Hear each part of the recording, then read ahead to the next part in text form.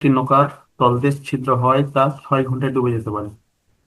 তাহলে তলদেশ ছিদ্র হওয়ার কারণে ডুবতে সময় লাগে 6 ঘন্টা, কিন্তু পাম্পের সাহায্যে 8 ঘন্টায় নৌকাটি জলশূন্য করা যায়।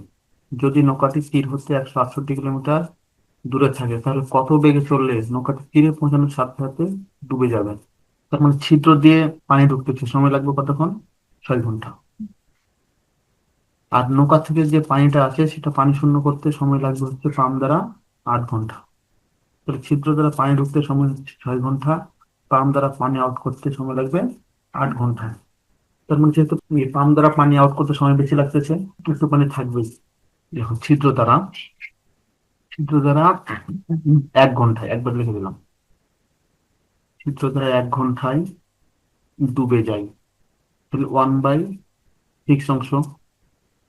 এবার লিখবো পাম্প দ্বারা, একবার লিখি 1 ঘন্টায় খালি করা যায় সমান 1/8 অংশ। তাহলে পাম্প দ্বারা খালি করতেছি, ছিদ্র দ্বারা ডুবতেছে। এবার লিখবো মানে পাম্পও চালু, ছিদ্র চালু, দুটাই চালু। পাম্প চালু থাকা অবস্থায় ছিদ্র দ্বারা, পাম্প চালু থাকা অবস্থায় ছিদ্র দ্বারা 1 ঘন্টায় ডুবে যায়।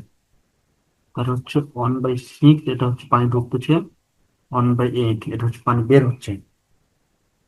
তাহলে এখান থেকে পাচ্ছি 1/24, এত অংশ।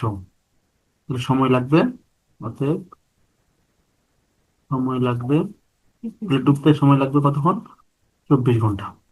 তাহলে একটু ক্লিয়ার, ডুবতে সময় লাগবে হচ্ছে 24 ঘন্টা। এখন 24 ঘন্টায় তাকে 168 কিলোমিটার পর পাড়ি দিতে হবে। তাহলে 24 ঘন্টায় যেতে হবে 168 কিলোমিটার, 1 ঘন্টায় কতটুকু যেতে হবে? তাহলে এখন বলছে কত বেগে চললে, অতএব নৌকার বেগ হতে হবে, দেখো, নৌকার বেগ হতে হবে টোটাল 168 কিলোমিটার, হাতে সময় আছে 24 ঘন্টা, বেশি, 24 ভাগ 168 মানে 7 কিলোমিটার পার আওয়ার।